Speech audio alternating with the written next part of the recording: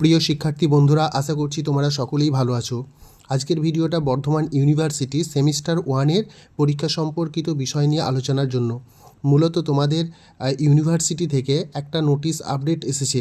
সেখানে দেখা যাচ্ছে আগামী 27 তারিখ থেকে তোমাদের পরীক্ষার ফর্ম ফিল আপ শুরু হচ্ছে।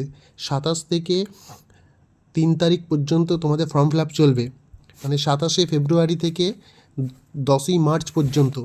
আর তোমাদের অ্যাডমিট কার্ড দেওয়া হবে 13-3 তারিখে, অর্থাৎ মার্চের 13 তারিখে তোমাদের পরীক্ষার অ্যাডমিট দেওয়া হবে। এটা মূলত সেমিস্টার 1-এর স্টুডেন্টদের জন্য।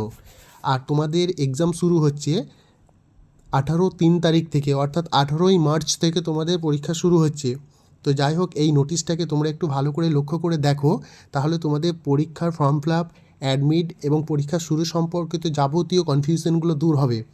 আর তোমরা এখন থেকে পরীক্ষার জন্য ভালো করে প্রিপারেশন নিতে শুরু করো। আর তোমাদের আর্টসের যে সমস্ত সাবজেক্টগুলো রয়েছে, সেই সাবজেক্টের যদি তোমাদের নোটস এবং পিডিএফ দরকার হয়, তাহলে নিচে দেওয়া নাম্বারে তোমরা অবশ্যই যোগাযোগ করবে।